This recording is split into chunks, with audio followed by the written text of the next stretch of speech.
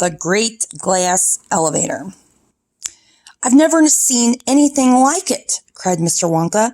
"The children are disappearing like rabbits. But you mustn't worry about it. They'll all come out in the wash." Mr. Wonka looked at the little group that stood beside him in the corridor. There were only 2 children left now, Mike TV and Charlie Bucket. And there were 3 grown-ups, Mr. and Mrs. TV and Grandpa Joe. "Shall we move on?" Mr. Wonka asked. "Oh, yes," cried Charlie and Grandpa Joe both together. "My feet are getting tired," said Mike TV. "I want to watch television." "If you're tired, then we'd better take the elevator," said Mr. Wonka. "It's over here. Come on, in we go." He skipped across the passage to a pair of double doors.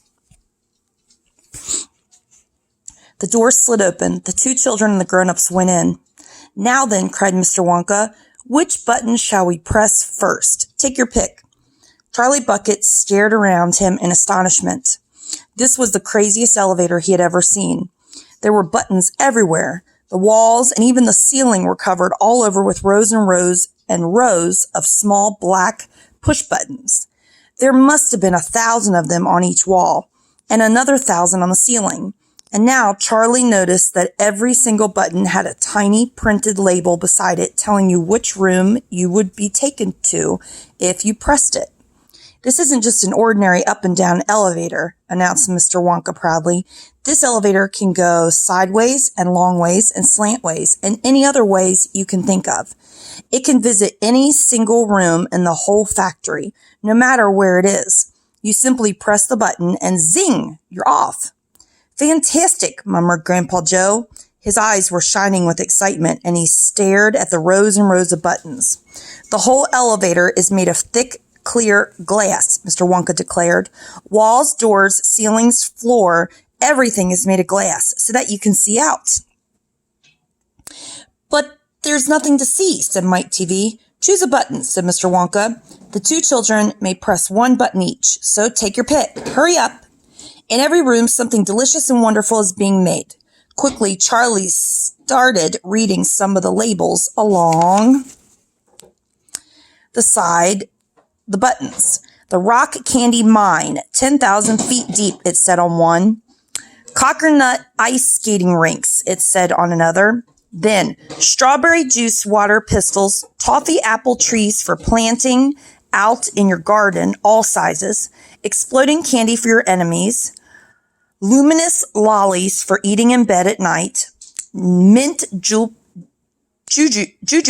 for the boy next door.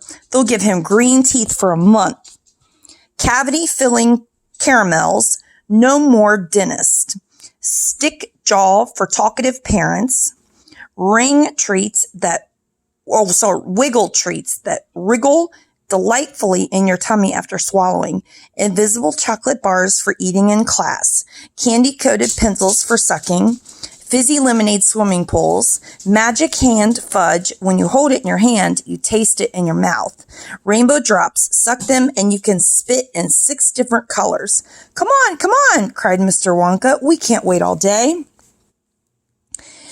"Isn't there a television room in all this lot?" asked Mike TV. "Certainly there's a television room," Mr. Wonka said.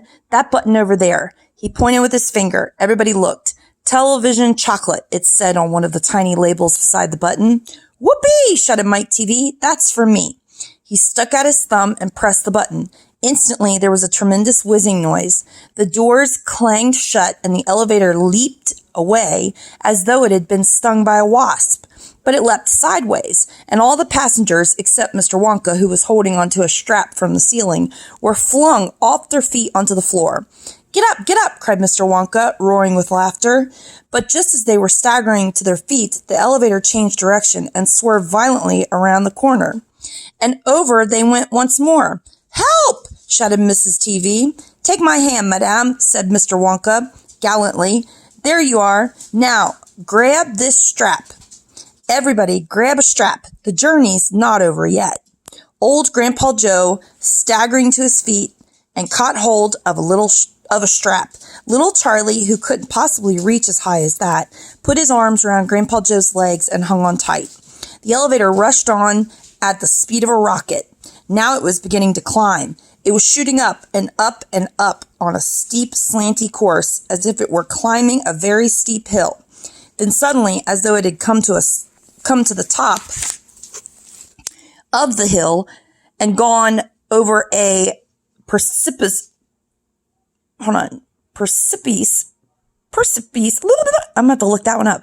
It dropped like a stone, and Charlie felt his tummy coming right up to his throat. And Grandpa Joe shouted, "Yippee! Here we go!"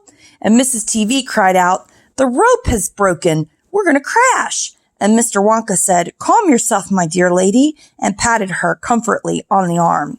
And then Grandpa Joe looked down at Charlie, who was clinging to his legs, and he said, "Are you all right, Charlie?" Charlie shouted, "I love it. It's like being on a roller coaster." And through the glass walls of the elevator, as it rushed along, they caught sudden glimpses of strange and wonderful things going on in some of the other rooms.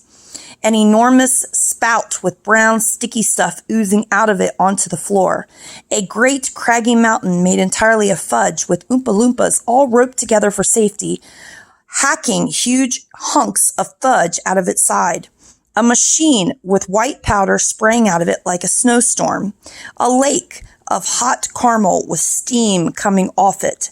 A village of Oompa Loompas with tiny houses and streets, and hundreds of Oompa Loompa children no more than 4 inches high playing in the streets. And now the elevator began flattening out again, but it seemed to be going faster than ever, and Charlie could hear the screams of the wind outside as it hurtled forward, and it twisted and it turned, and it went up and it went down, and "I'm going to be sick," yelled Mrs. TV, turning green in the face.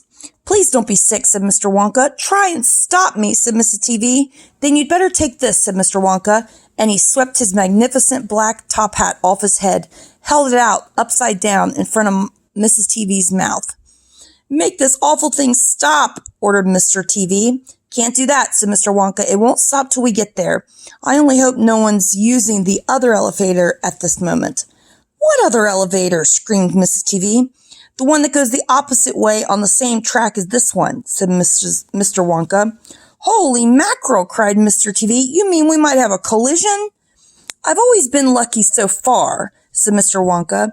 "Now I'm going to be sick," yelled Mrs. TV. "No, no," said Mr. Wonka. "Not now. We're nearly there. Don't spoil my hat." The next moment there was screaming of brakes, and the elevator began to slow down. Then it stopped altogether. "Some ride," said Mike TV, wiping his great sweaty face with his handkerchief. Oh, said Mr. TV, sorry. "Never again," gasped Mrs. TV. And then the doors of the elevator slid open, and Mr. Wonka said, "Just a minute now. Listen to me. I want everyone to be very careful in this room. There's dangerous stuff around in here, and you must not tamper with it." Next room is called the Television Chocolate Room. There's a little peep into it. That's chapter 26. So go ahead and answer the comprehension questions for chapter 25. And unfortunately, this part is not in the movie. So you will not get to watch the movie with that chapter. That was just an extra chapter that Roald Dahl wrote, but was not included in the movie. So I hope you enjoyed that chapter and enjoy writing your answers to the comprehension questions. And I love listening to your answers, and send them to me, please. I miss you all. Have a wonderful evening, and I look forward to reading the next chapter to you tomorrow night. Bye-bye.